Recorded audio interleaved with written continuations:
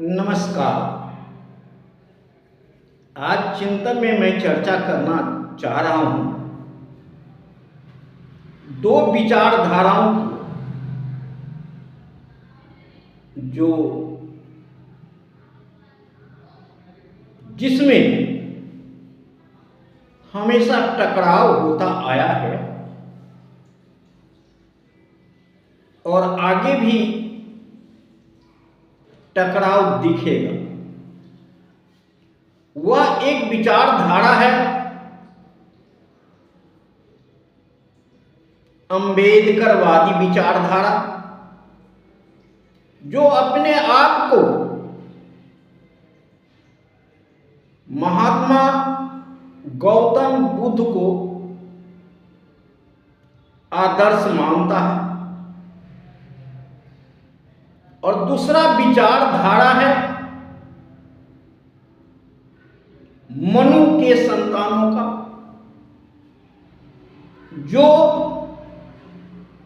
वेद पुराण और जो काल्पनिक जो देवी देवता दिखाई पड़ते हैं उनको आदर्श मानते हैं। इस दोनों के बीच में देश के आजादी से पहले से मत भिन्नता है।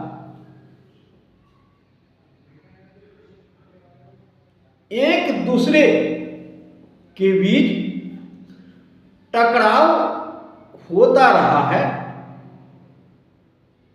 जब डॉक्टर भीमराव अंबेडकर ने संविधान में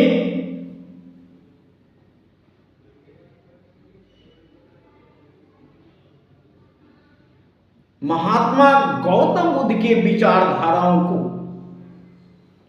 पिरोने का कोशिश किया,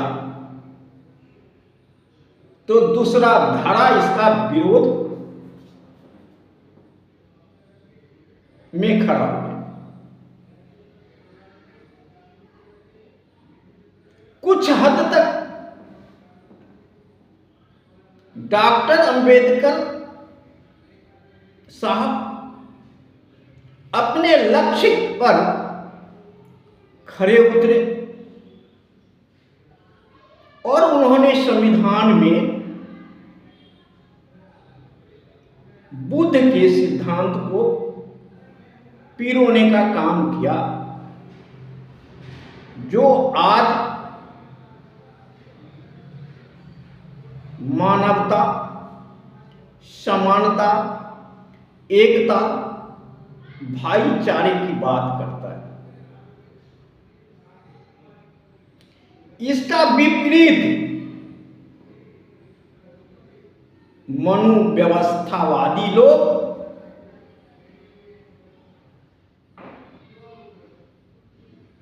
वह वर्ण व्यवस्था के अंतर्गत दिया हुआ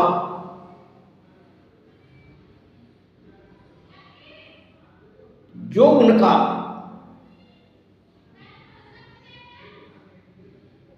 जो वर्ण व्यवस्था के द्वारा दिया हुआ अधिकार है उसका वो संरक्षण करना चाहते हैं। वो चाहते हैं कि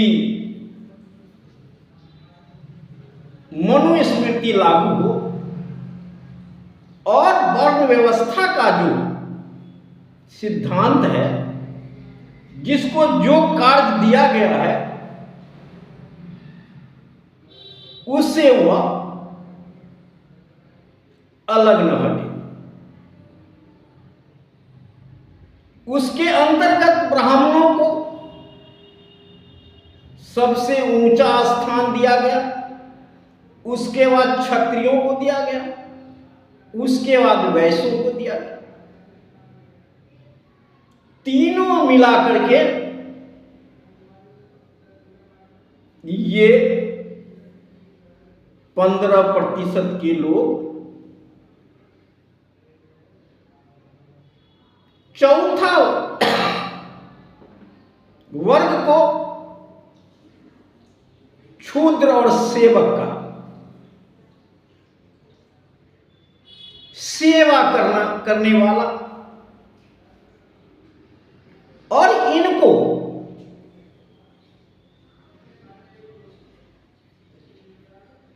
उससे ऊपर उठ न सके, इसलिए मनुस्मृति ला करके, उसकी व्यवस्थाएं ला करके उनको जबरदस्ती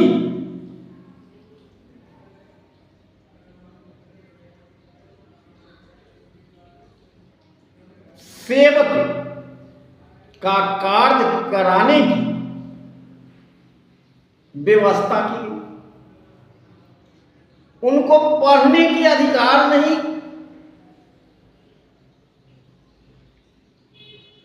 और लड़ने का अधिकार नहीं, व्यापार करने का अधिकार नहीं, और ये तीनों को सेवा करने का अधिकार इनको दिया गया। यहां तक कि महिलाओं का भी उस अधिकार से वंचित रखा गया। लेकिन जब बाबा साहब ने संविधान को लिखा तो वह सब अधिकार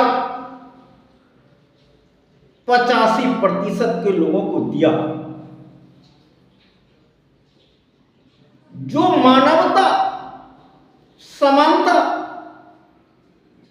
पर आधारित था,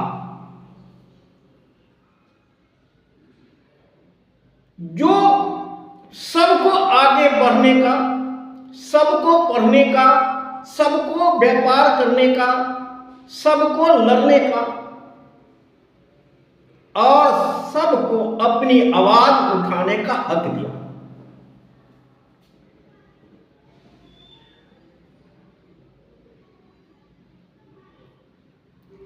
कांग्रेस की जब तक शासन रही, कांग्रेस ने भी इसको दबाने का काम किया और संविधान को बहुजन से दूर रखने का प्रयास किया। कुछ हद तक काशीराम के प्रयास से बहुजन में चेतना आई और बहुजन पुनः करवट लिया, जिसके कारण उत्तर प्रदेश में मायावती की सरकार बनी। लेकिन बहुजन के नेता मायावती जिस लड़ाई को लेकर के सत्ता में आने का काम किया था, उस लड़ाई को मनु व्यवस्था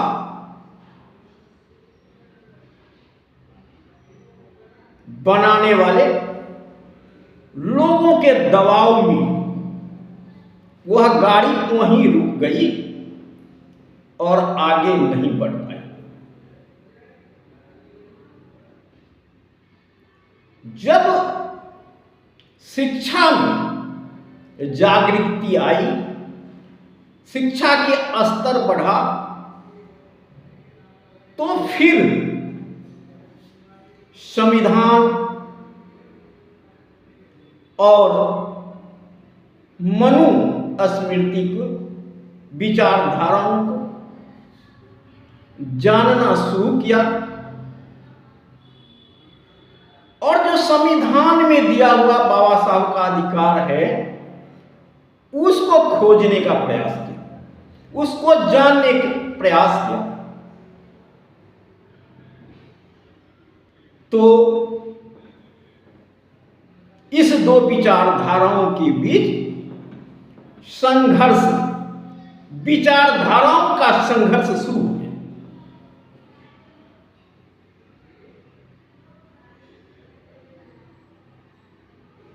मनोव्यवस्थावादी लोग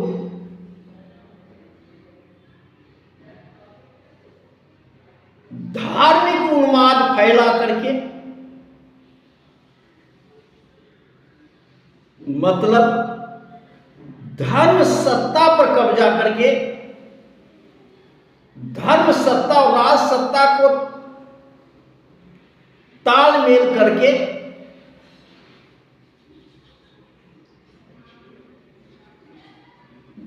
धर्म सत्ता पर कब्जा, राज सत्ता पर कब्जा हो गया। आज मनोव्यवस्था के लोगों को राज सत्ता पर, धर्म सत्ता पर कब्जा है। दूसरी तरफ अंबेडकरवादी लोग, जब अंबेडकर को, विचारधारा को जाना,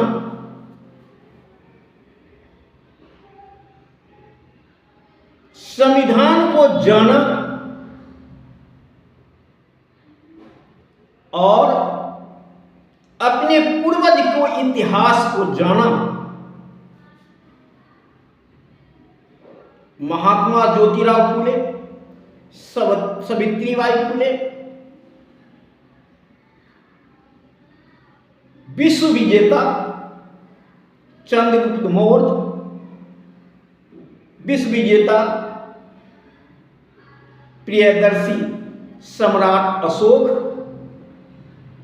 को जानने के बाद उनमें चेतना आई और पुनः अंबेडकर के सिद्धांत को पलटने का कोशिश किया और नागपुर में, गुजरात के नागपुर में बाबा साहब ने धम्म की शिक्षा लिया था। उन्होंने 22 प्रतिज्ञाएं की थी। उसी 22 प्रतिज्ञाओं को लेकर के आज बहुजन सड़कों पर है।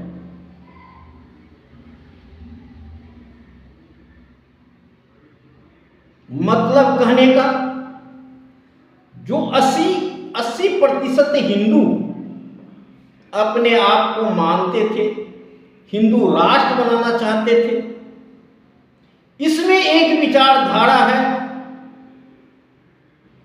वह अपने आप को बुद्ध राष्ट्र की तरफ इशारा करता है, बल्कि यह भारत बौद्धों का धरोहर है और अपना धरोहर को वापस चाहते हैं। अर्थात उनका धरोहर है भारत, बौद्धों को धरती है, लेकिन कब्जा मनुवादी व्यवस्था के लोगों को। अब बहुजन पुनः जब एक तरफ हिंदू राष्ट्र की बात होता है तो बहुजन बौद्ध राष्ट्र की बात करता है, बुद्ध राष्ट्र की बात करता है, अपनी घर वापसी की बात करता है। आज आप सुने हो 17 तारीख को, 17 सितंबर को कल के दिन ही समझिए बिहार के पटना के गांधी मैदान में बौद्धों का सम्मेलन होने जा रहा है और अपनी विरासत को वापस करने की मांग रखने जा रहा है। देश विदेश के लोग भी उनके सहयोग में आ रहे हैं। भारत सोने का चिड़िया था, लेकिन कब था? जब सम्राट अशोक, चंद्रगुप्त मौर्य और विश्व गुरु महात्मा गौतम बुद्ध का समय था। अगर आज विश्व गुरु कहलाता है भारत, तो किसके आधार पर?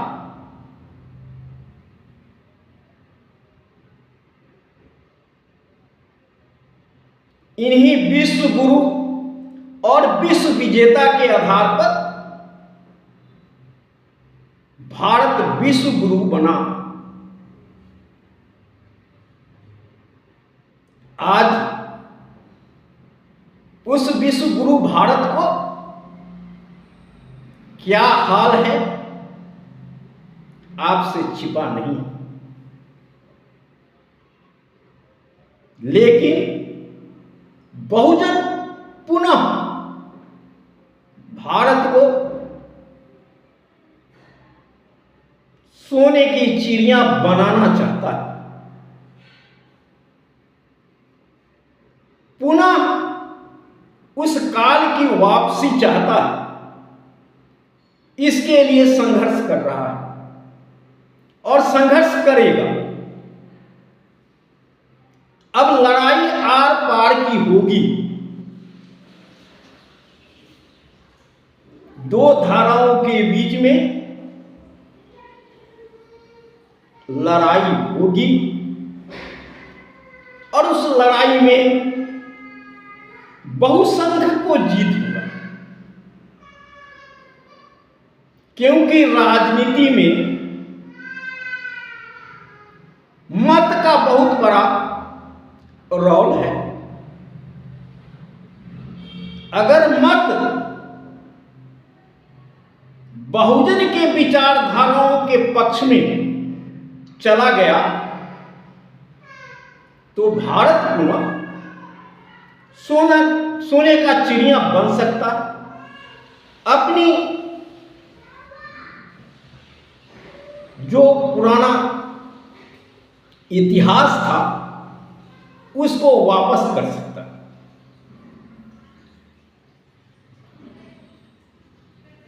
भारत सभी दृष्टियों से संपन्न राष्ट्र है, लेकिन मनोव्यवस्था के लोगों ने इसके ताना बाना को बिगाड़ दिया है।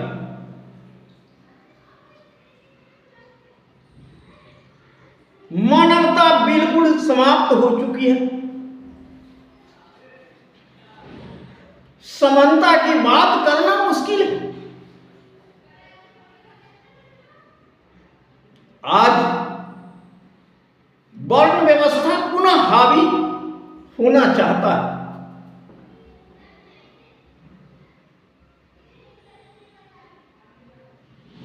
यह हिंदू राष्ट्र की मांग उसी का संकेत है।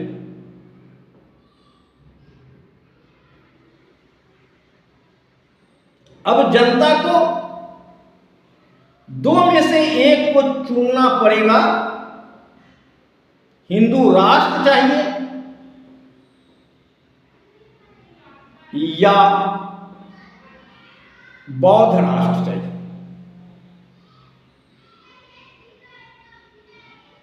चंद्रगुप्त मौर्य विश्वगुरु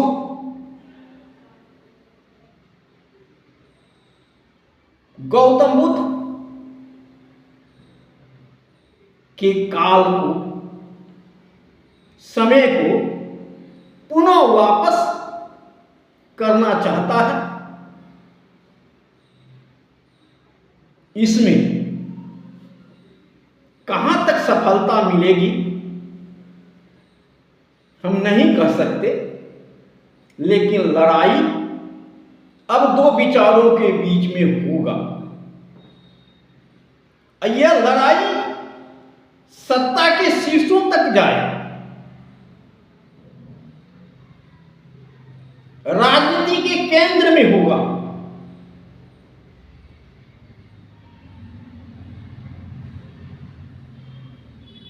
जीत किसकी होगी यह कह नहीं सकते,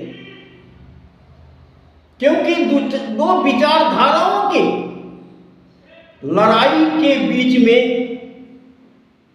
कुछ जयचंद हैं, जिसके कारण लड़ाई में, जीत में बाधक है, लेकिन यह बाधा समाप्त होगी और बहुजन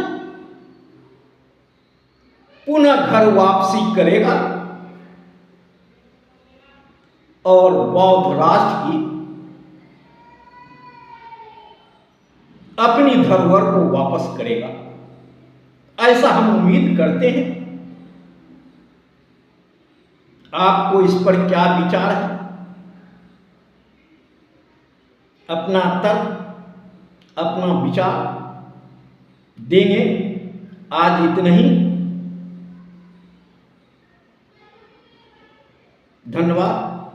जय भारत, जय संविधान, नमो बुद्धाय।